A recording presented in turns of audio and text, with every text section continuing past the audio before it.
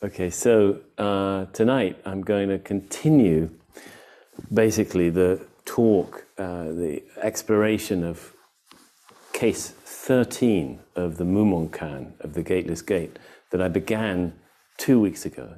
Last week, Valerie and I did a Q&A session that I think was, I really enjoyed it, and it felt like it was helpful and a good thing to do, and we're already talking about doing another one. But the week prior to that, I'd given a talk on case 13 of the Gateless Gate, and I'm going to continue exploring the same koan tonight.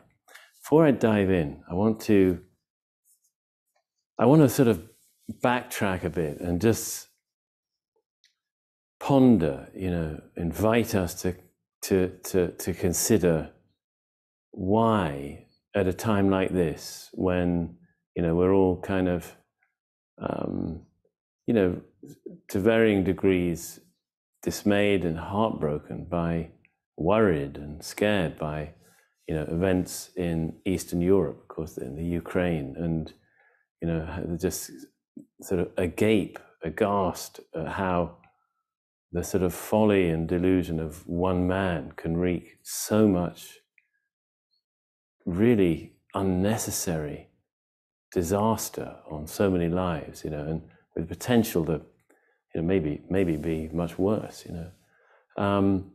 Why, at a time like this, would we concern ourselves with a story from early medieval China about some fairly strange people acting in rather strange ways? I think it's a question we ought to be asking. And I want to ask it mostly because I want to answer it. I think it is worth doing. It's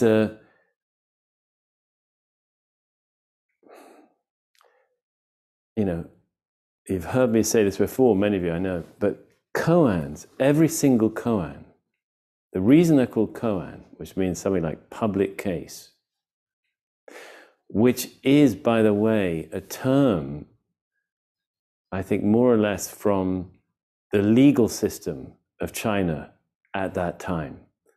A koan, a public case, was something like a legal precedent.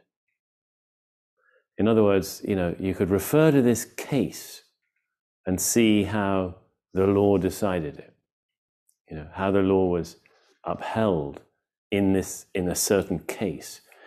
So that notion was brought into really the greatest matter of our lives, which is essentially who and what we really are.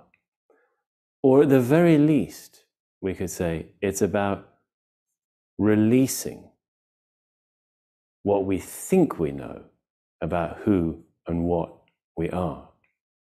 And that is an important thing to do right there, because we'll make assumptions. We do make assumptions that are sort of we make them, but they're also encouraged.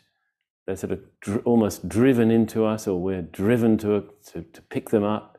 We're conditioned to make these assumptions about who and what we are, and then to very fixedly believe them without ever investigating them. That's our normal way. Alas, because if we somehow stop adhering to these assumptions,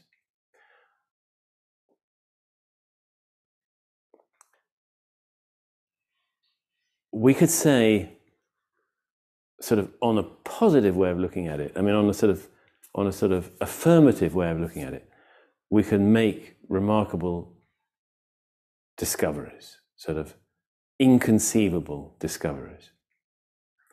And on the sort of, not affirmative, but the sort of a negation side, we can just release them. They can just fall away. And what happens then? No one can say. No one can say.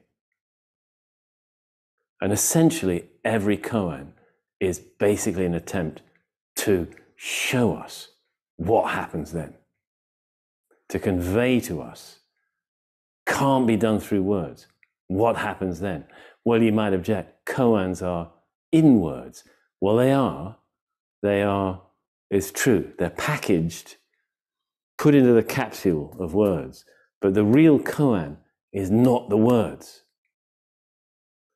Words are like the gelatin on a supplement capsule, okay?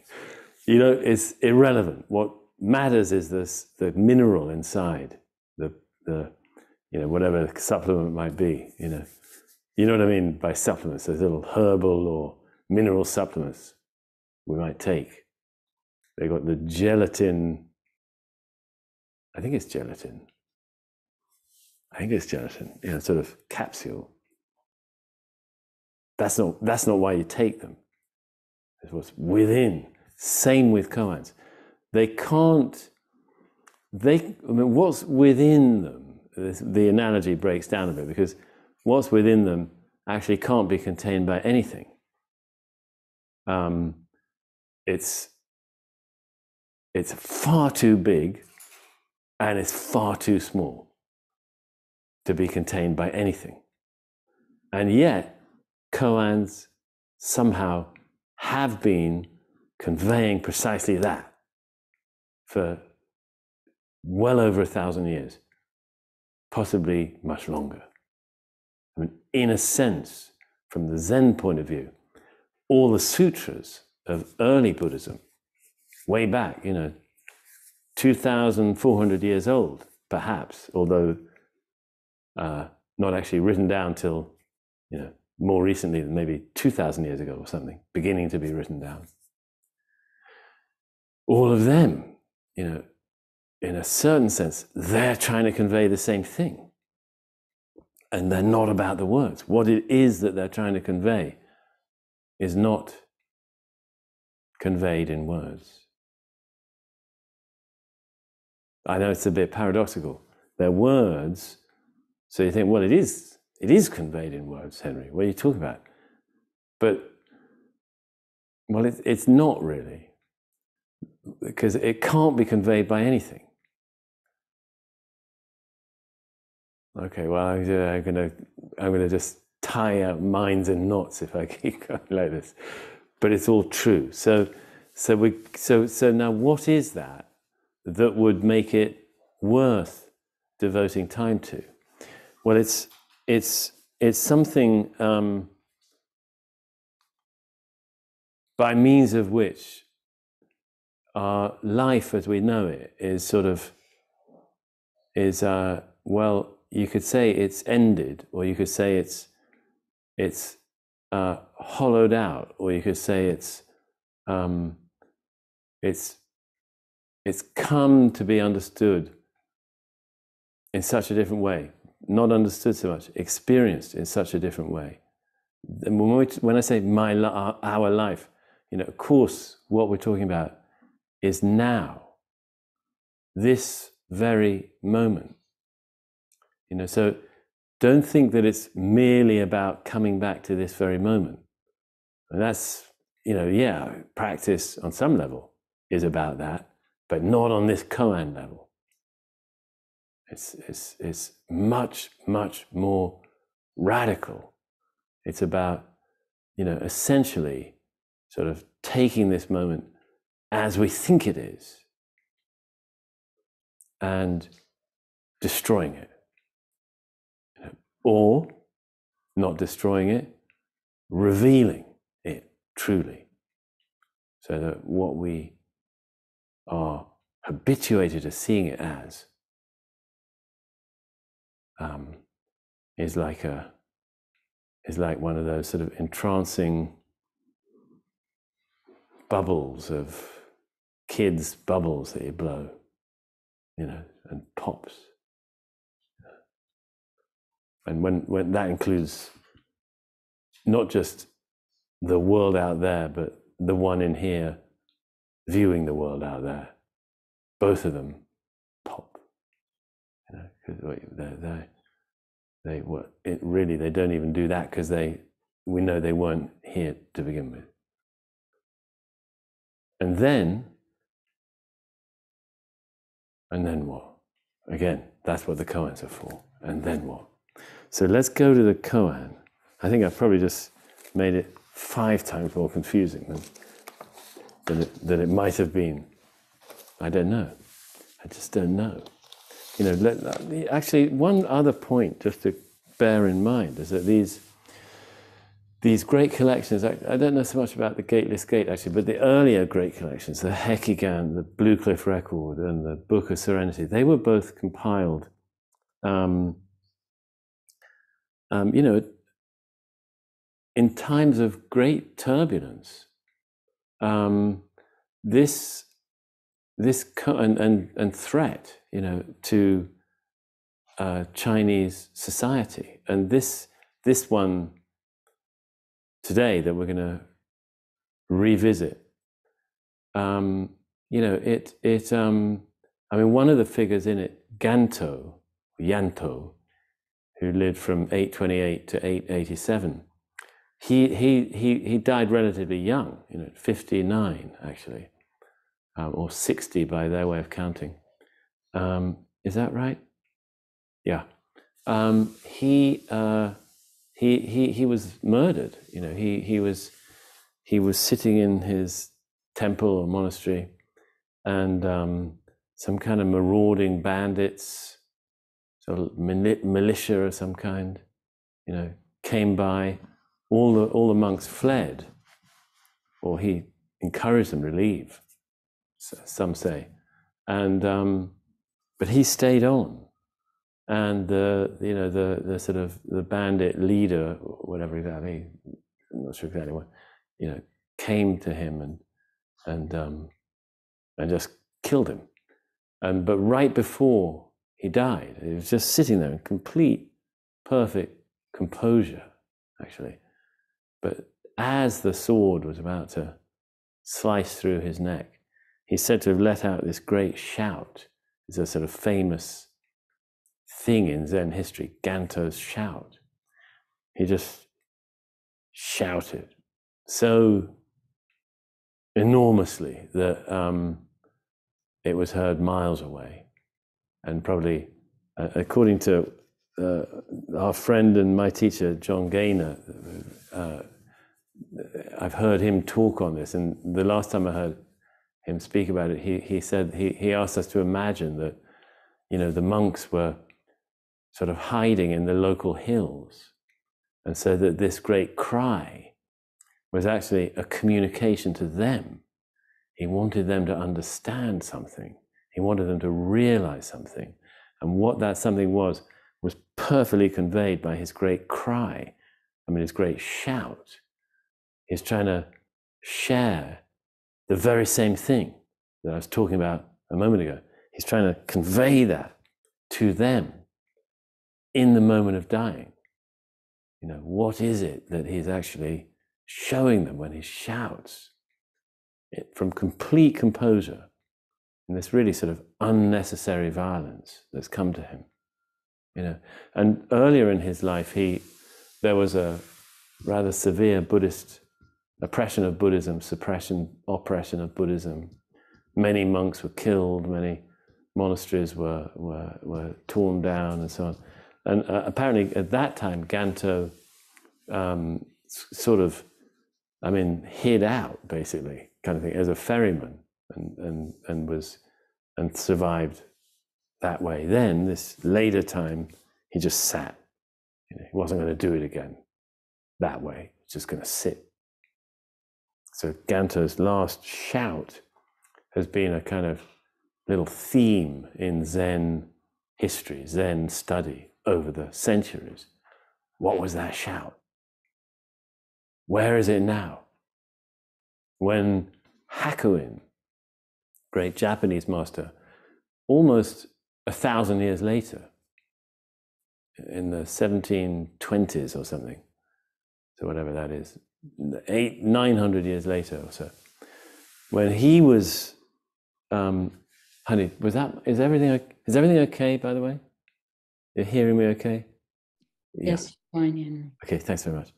When Hakuin was a Zen student, he was very bothered by this story of Ganto. He thought, well, here's a master, sort of enlightened, fully realized. Surely he'd have, in Hakuin's mind, surely he would have sort of better karma than to die a death like that. This is actually before Hakuin had really clearly, fully, greatly awakened. He hadn't yet had his great enlightenment. And he was bothered by this. And the story is that once he did have, actually, I don't know, he had several quite deep awakenings until he really got clear. And it may have been after one of those, but somewhere along the line, or maybe after his really great enlightenment, Hakuin realized what that shout had been. And he said something along the lines of, at last I get it. Ganto is alive and well. Something like that. Ganto is alive and well. 1,000 years ago he died, but he's alive and well. We could say the same thing right now. Ganto's shout is right here. So what does it look like? What does it sound like? Can you hear it? Can you hear it? Can you see it? Can you feel it?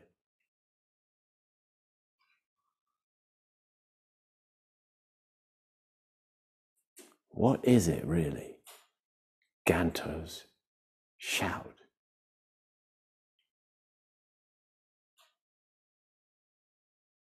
Because the point is, getting it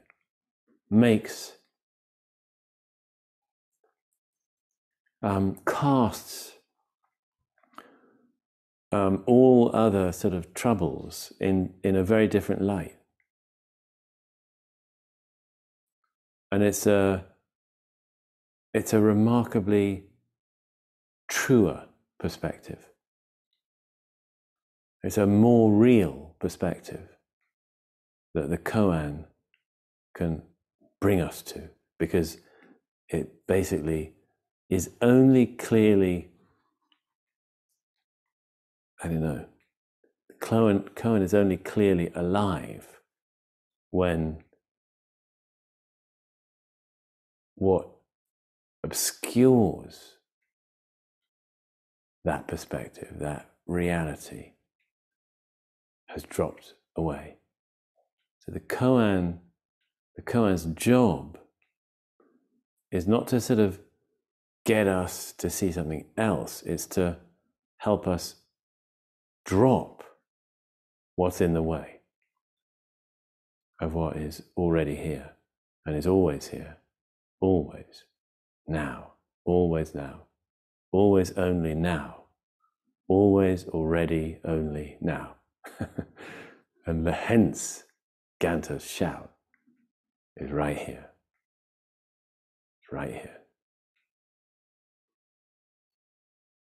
And it puts all troubles in a very different perspective.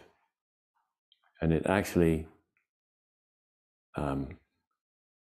sort of it guards against what it can't do, the kind of delusion anymore that would cause us to behave in ways that were either in a small way harmful or even in very large ways harmful. And it lets us sort of see and know suffering in a very different way. So now, okay, with that little background, here's the koan. I'm gonna have to remind us of it. And don't worry, I won't go on forever. This may have to be a 3-part talk now. Let's see. It doesn't really matter. It could be a 5,000-part talk. It really doesn't matter. It really doesn't make any bit of difference, actually. Sort of how far we get or how long it takes is completely irrelevant, because all that we're conveying through the koans is not about the koan. It's about now. It's about you now. You now, your experience. So we have in this koan 2 or 3 key points. I'm just going to summarize it, actually, not just read it. Basically, Tokusan is an old man, having been a very sort of fiery, sort of flashing thunder, flash of lightning kind of teacher all his life. He's actually matured, become very mellow. And one day he comes down to the hall to eat, carrying his bowls, but it's not mealtime. And one of his students is Seppo, who is 48 years old or so at this time, stops him, says, "Master, the bell hasn't rung, the drum hasn't sounded, where are you going?" And meaning, it's not yet mealtime. Those signals for the meal haven't happened. What are you doing coming to eat with your bowls? And without a word, Tokusan goes back to his room. So now, first of all, note or know or be informed that this moment is a koan moment. Tokusan returning to his room. Just, "Not now, master, not yet time." Back he goes to his room. Not only is it a koan moment or a thing to look at in the koan, it's also revered. They say, the state of mind of Tokusan, the maturing of his practice, is so beautifully expressed in just this moment. He goes back to his room. Okay, so that's something to savor as well. Then the same Seppo, or Shui Feng, who told him to go back to his room, or more or less, or tell us, not mealtime now. Seppo tells his sort of Dharma buddy, Yanto, who at this point is 35 years old. He tells him about this incident. Hey, they both study with this Tokusan, old Tokusan. Tokusan, can you believe it? He was sort of coming down for dinner at sort of 4 PM or something, or coming for lunch at 10:30 AM. I had to tell him it was the wrong time for the meal. Ganto, who, although he's younger than Seppo, he's already had great enlightenment, apparently. He's been through this thorough release of everything that obscures reality. Released it all so that he's clear. He's clear is not a very good way to put it. It's clear. That's not great either. Clear. Not great either.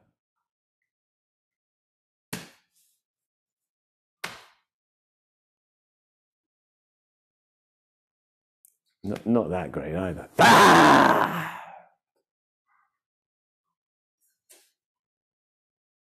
Ah! I don't know. Maybe better. I'm not sure. Anyway, so Seppo tells Ganto about this. Ganto, who, like I said, is already greatly awakened, sees an opportunity. And by the way, this is not the only one he takes in their biographies. He's often trying to help Seppo get free. And here's another chance, he thinks. So rather than just saying, "Wow, he's a bit doddery and forgetful or something, or whatever he might have said about Tokusan. Instead, he says, wow, great Tokusan though he is, he hasn't yet realized the last word. Tokusan, great master, great Zen master, great realized master, hasn't realized the last word. This is what Ganto says. Okay, it gets a little more complex because then Tokusan hears of that comment and summons Ganto and says, don't you approve of me? And Ganto whispers his secret intention to Tokusan. And Tokusan remains silent. So another koan point is actually, what did Ganto whisper? Koan point. Now, when I say koan point, I'm meaning something maybe different to what we might think. So the question would be, what did Ganto whisper to Tokusan? And you might think some sort of explanation is needed, or some sort of declaration of intent by Ganto that we'd have to get to answer that question is needed. But that would be to do part of the very thing that the koan is trying to help us not do, no longer do, namely to apply kind of grids of understanding to experience. So one kind of grid of understanding that we might apply is that of what we call narrative, that there's cause and effect. There's something happens and then something else happens. Somebody's got a plan. Narrative. The koan wants to suck that away. It wants to evaporate all narrative. You can't get a koan point as long as you think there's a point in our ordinary sense of it, a purpose, an intention. That won't give you the koan. I mean, because what the koan wants you to find is what's already here when stuff like that is gone. Okay, it's not the only thing. There's also, take Tokusan walking. Well, what's that? What's that walking when another thing that, we all live with a imagined grid of space. We have a sort of notion that there's space and things, objects, people, beings in space, and they all have where they are in space. Well, what happens to all that if there's no space? If the kind of grid of three-dimensional space has just gone? I mean, can you even imagine that? Actually, no, we can't imagine that. Again, the koan wants to show us what it's like when that grid of space is sucked away. When it's not being created anymore. It actually is illusory. It's illusory. This experience of the world. I mean, even neuroscience would kind of back this up. This world that we're experiencing, we can't help but think, we get that it's somehow a version of it that we're experiencing, because we know it's all kind of constructed by our brains.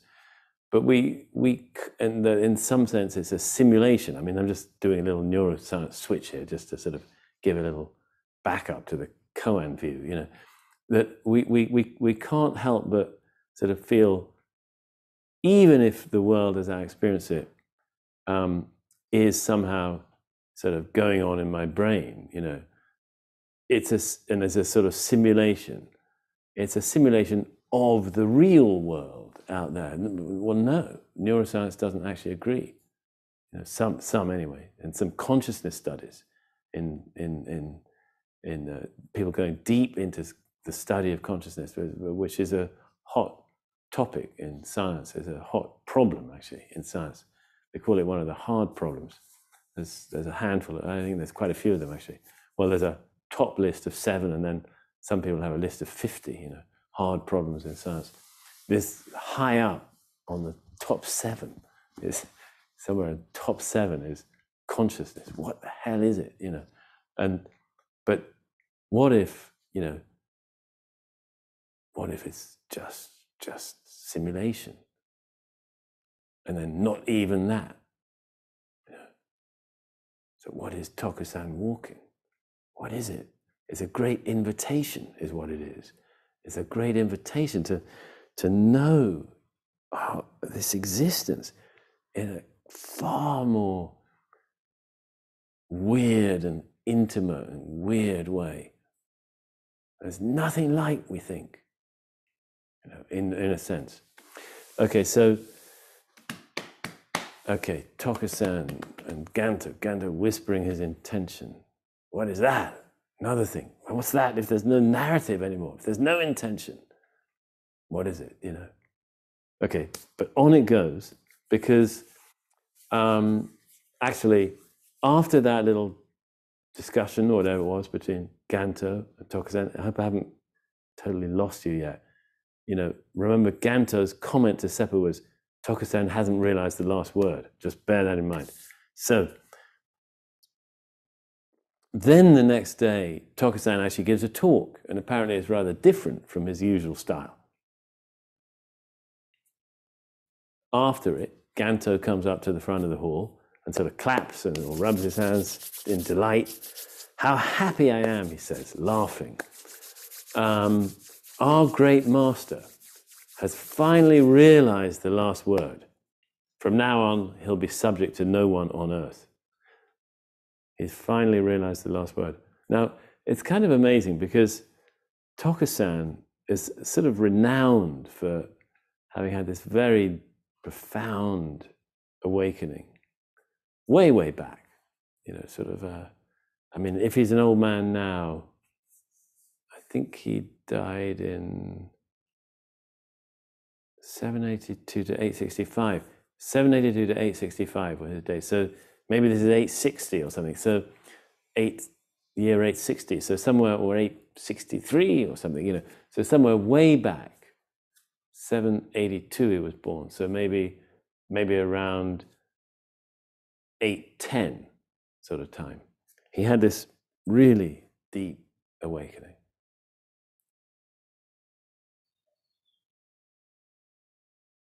Just nothing. He described it as a vast abyss, great chasm, true awakening, true enlightenment. It has happened very powerfully. So, no doubt. But here's Ganto saying, only now has he really got it, because he's got this last word. It's actually almost a little sort of prophetic, isn't it, in a way, that Ganto is saying this would come some 15 years later or something like that, to utter his own last word in that great shout. Literally, his last word in that temporal sense. Last word. And what was that conveying? Meaning, what is it pointing to? What is it trying to help us discover now? This pointing to him is now. Now, he's doing something really similar right now with the last word. We could say, I think I can give this away, kind of thing. It's probably already apparent, maybe to some of you, that essentially this whole thing about the last word is for the benefit of Seppo. That Ganto said Tokusan hasn't realized the last word, and then at the end, now Tokusan has realized the last word, to give Seppo a koan. Really, he's just trying to get Seppo to bite on the hook, the baited hook. of a koan. What he's hoping Seppo will think, well, what the hell is this last word thing? And sit with it. Well, I've got to try to realize this last word. Apparently, Tokusan even hadn't, and suddenly now he has. So what is it? I'm going to try to realize it. It seems that Ganto is doing something like that, But that's not what this koan is. That's sort of sideshow. What the real koan is just that, the last word. The last word.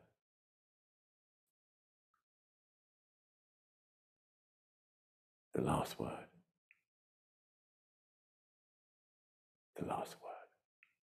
So what do you do? Well, you don't do anything, I mean, the point is, okay, here's a little bit of, we had a question actually on the Q&A I thought was very good about, well, what about, what are you supposed to do? You're supposed to just sort of, is it all about the kensho? Is it all about the awakening? Do you just sit and hope that happens? Or is there nothing? So it's a fair question. And actually, I'm going to suggest, for the benefit of all of us, really, that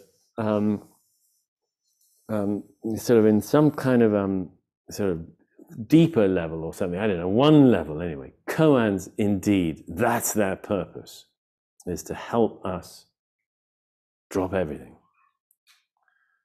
But they have kind of, I think they have other benefits.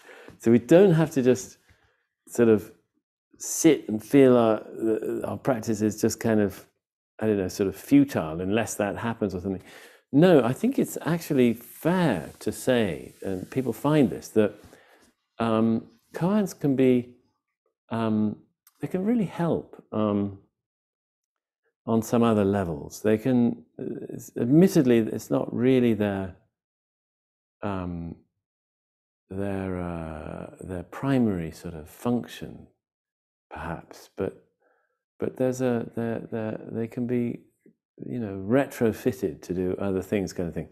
I don't know, maybe that's not the right way to put it. But what I mean is something like this. I'd like you to see what it's like to bring the question into your sit. What is the last word? The last word. And do it without trying to answer it. Instead of trying to answer it, just see if there's some way in which the little phrase, the last word, can sort of in some way be applied to your experience. It's going to be a kind of intuitive thing. You don't have to, you can't lock it, you can't sort of really, this isn't going to, you're not going to get the sense of how it applies to your experience in a logical way. And we'd rather really you didn't try to, but just see what it's like to sit with it. You're sitting, maybe, settling into your breath practice. And then you can just start repeating it on the out breath, the last word. Maybe you just do it once and wait a while, the last word. Just see how it changes the flavor a little bit, the last word. What is the last word?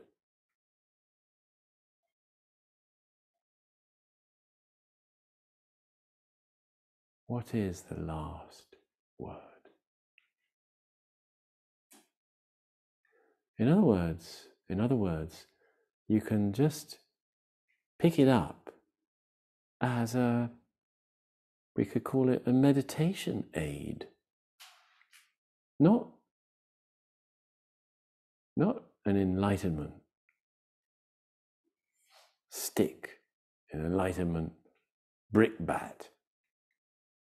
A brickbat for awakening, as Wu Men calls a koan. So we know, sort of bash away at our illusions not that. Just a meditation aid. You can see if it helps. Do you find, you can sort of enter a slightly deeper state, maybe in the fringes of samadhi, with the last word. The last word. What is the last word? I would also invite you to ask, where is the last word? What does the last word look like? What does the last word sound like? What does the last word feel like? What is the last word? What does the last word have to do with who I am? Does the last word have something to do with who I am? All of these questions are pertinent. And they're also possibly aids to meditation. See what I mean? I mean, I'm separating in a way just simply the practice of sitting, meditating, the activity of sitting. One level, we need help with it, sometimes, it's good to have help with it. And then on the other hand, there's the greater matter. The greater matter. What really is the last word? Yeah, but you can't get that. You can't get it. It shows itself. But meanwhile, before it shows itself, you can get the help of just sitting with this phrase, the last word. Let it help you in your sitting. Let it fill your sitting with a certain peace and a certain inquiry, curiosity. It's better than that. A certain pull that is drawing you to something far greater. The great mystery, actually. The great unknown. That's right here now. Only here now. Already, only, always here now.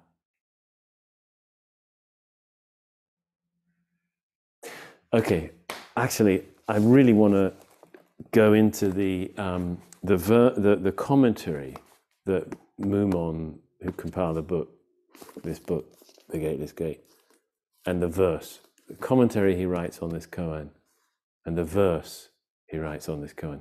So we'll have another talk on this case. Not quite sure when that will be, but not too long. Now, let me see, is there anything else I need to say?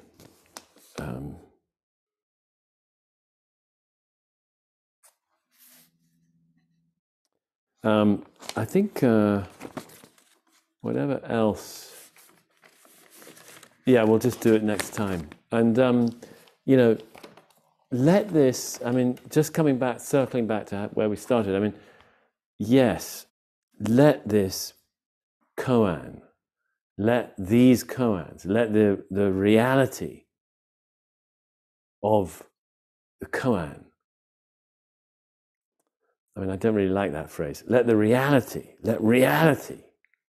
great Dharma truth, let even if it's not really clear yet, but maybe you've had glimpses, or maybe let yourself know somehow, trust somehow, that there's a much bigger picture always. And the earth is going to be swallowed by the sun in 3 or 4 billion years. That's going to happen. And the Dharma will be unscathed, untouched. Absolutely, Ganto's shout will shout on. It will be magnificently audible right then. So knowing that, can be some sort of it's good to know. Okay. Thank you very much for your patience, and thank you very much for listening. So glad that I know that at least some people on Earth, I mean, I don't know how many of you really get into this, but at least there's some people among us all on Earth who actually want to know about these koans and trust them enough to come and listen to a talk like this. It's a very good thing, because they are a most remarkable system, and I'd like to talk a bit more about that, actually, maybe next time we come back to this koan. So thank you very, very much. It's, we are sustaining koan life, or maybe it's sustaining us, but somehow the fact that we attend to it is keeping this great human sort of access point to reality alive and open. It's important, I think. So thank you very much for participating in that. Very lucky for all of us.